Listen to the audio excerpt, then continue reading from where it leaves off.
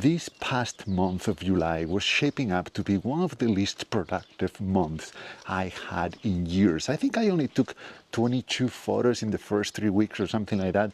All of them very bad. But then something shifted and I honestly cannot remember the last time I felt this inspired. I'm going out every day, sometimes coming back with more than 100 pictures from just a 2-hour walk around my hometown. Look, I've walked these streets hundreds of times over the last few years, and somehow these last couple of weeks I'm seeing things I had never noticed before, and I'm coming up with new images every day. So what's changed? Well, not the place, that's for sure, not the conditions. It's still the summer, so they are still pretty harsh.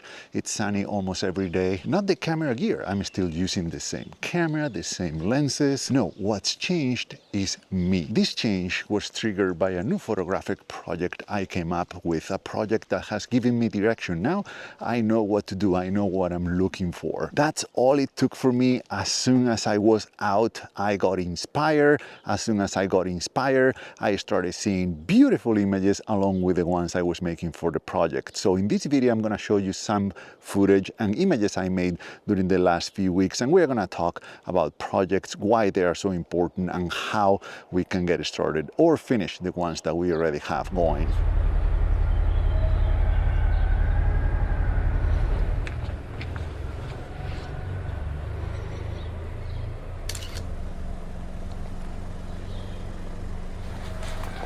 I just saw a big pile of gravel here, so I had to come. It is a pile of gravel. I don't know what to do with it, but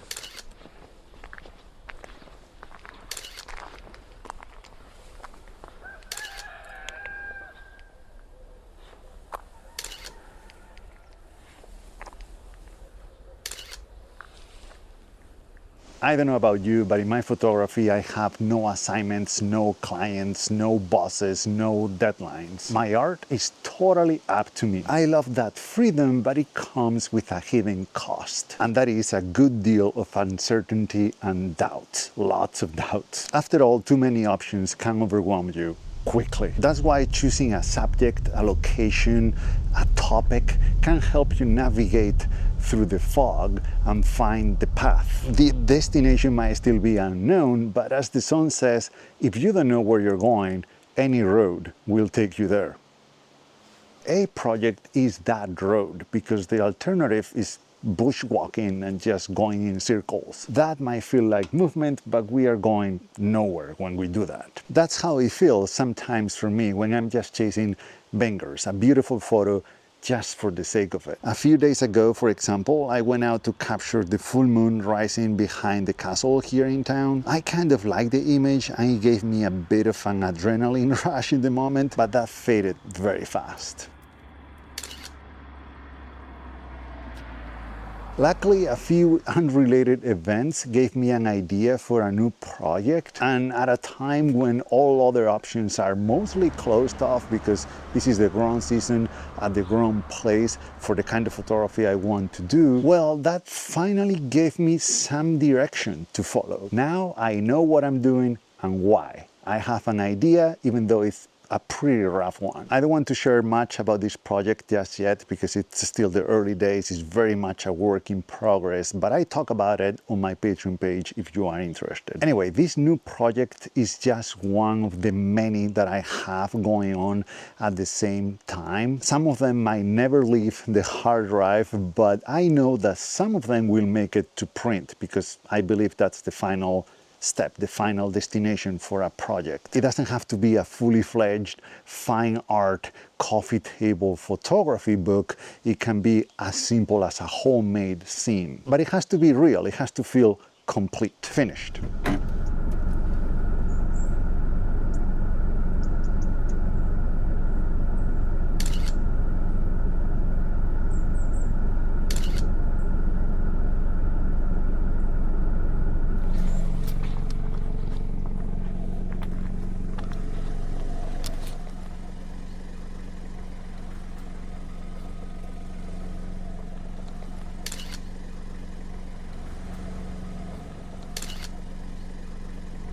I've gone to great lengths to make some of my favorite images, and I loved every single one of those adventures, some of them in very remote locations.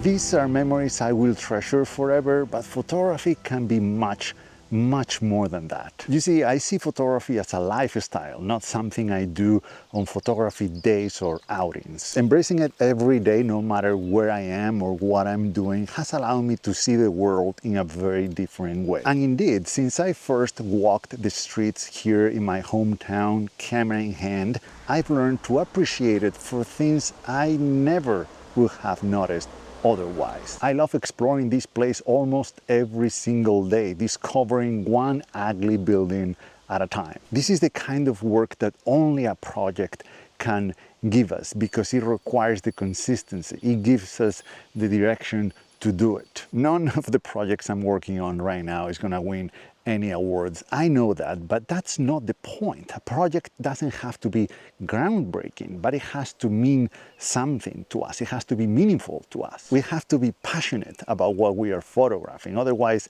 we're gonna lose interest eventually and abandon the project. And for the same reason, a project should be narrow in scope. Don't try to do too much or it becomes overwhelming.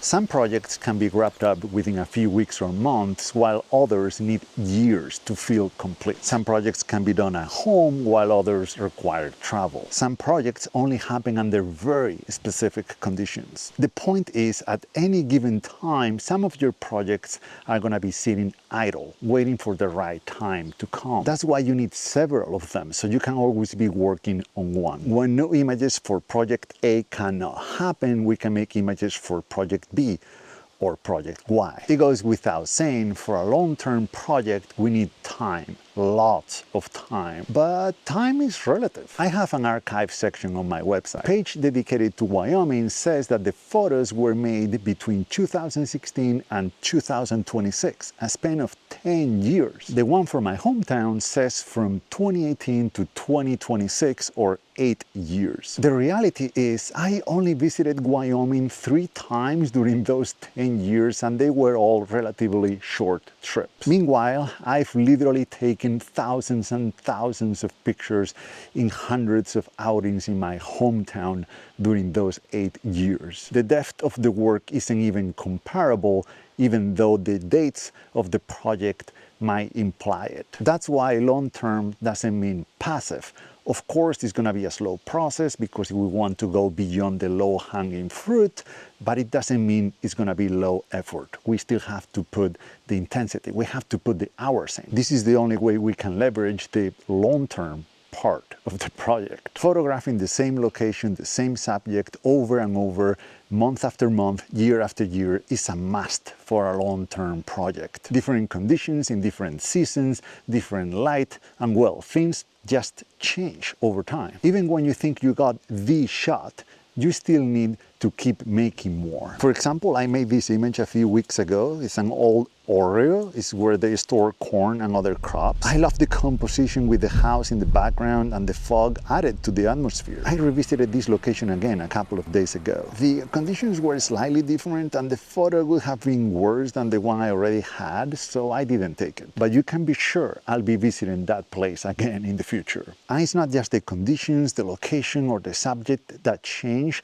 over time, but it's also us and what we are able to notice. I photographed this cemetery a few days ago and walked away with this picture. I liked it, I thought I got what I was after and moved on to other subjects. A couple of hours later, by accident by the way, because I got a little bit lost, I found myself back at the same location. This time I was standing in a different spot, slightly farther, and noticed how the composition was so much better. From the crosses on top to the space between the church and the tombs, a few extra tombs on the right side giving it a sense of depth. It was a much better photo, one that I failed to notice the first time. I think that the hardest part of a long-term project, at least for me, is knowing when to stop. Because when you've been working on something for 10 years, it is very tempting to want to work just one more year or a couple more. There's always something that could be added, something that could be improved. But we need to resist that temptation and publish something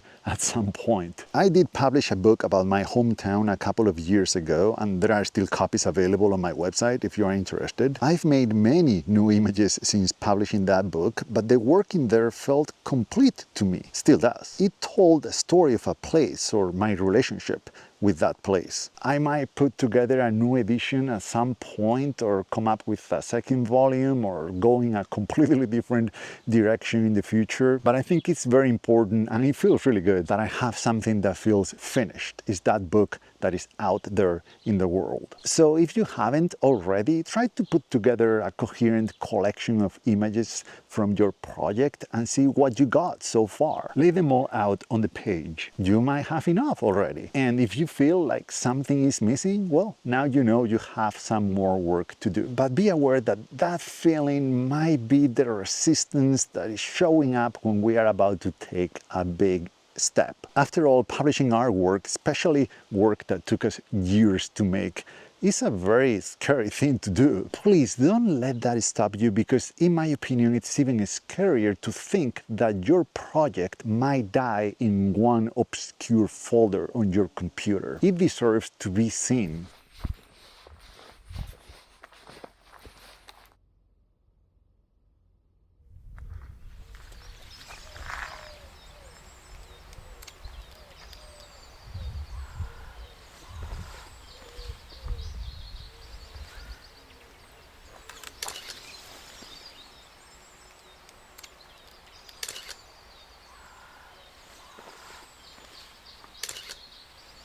My summer took a very unexpected turn the moment this new project was born. All of a sudden, because I could see a hint of the path ahead, because I knew what I needed to do, I was inspired again. Never ever forget that inspiration follows action. Waiting for inspiration to happen, to come to you by itself, is guaranteed to fail, like it happened to me in the month of July. So there you have it, why you need long-term projects and a few thoughts on how to start them and continue working on them. I hope this video inspires you to finish the projects you already have going or to begin a new one. Let me know in the comments down below if you are currently working on a project that excites you, that makes you inspired, or if you have a wild idea that you haven't got into but you want to in the future. As usual, thank you so much for watching, and see you in the next one.